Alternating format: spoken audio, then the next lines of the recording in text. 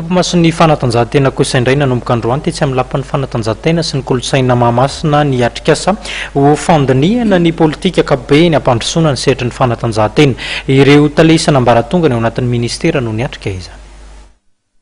Hitantsika teo regny moa zany dia misokatra androany eto amin'ity lapan'ny fanatanjahantena ity ny atrikasa voalohany izay karakarain'ny ministera ny tanora sy ny fanatanjahantena. Ary ahitana fandraisana anjara ireo tale rehetra atao anatin'ny ministera izay ikaondoha amin'ny alalan'izay atrikasa mandritra ny 3 andro izay mijery ireo paikady rehetra sy mbolavola tetikasa hoentina miroso amin'ny fampiroboroboana ny tanora indrindraindrindra ny fampandrosoana ny fanatanjahantena eto Madagasikara.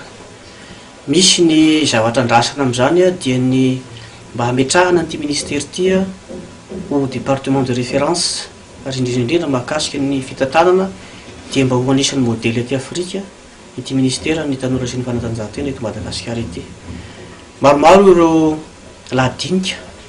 izay tsy maintsy hodinihin'ireo mpizaika avy amin'ity ministera ity ihany mandritra an'izay hateloana izay, ary ao no hamoahana ny fehi-kevitra rehetra ireo volavolana tetikasa izay aingatsika hoentina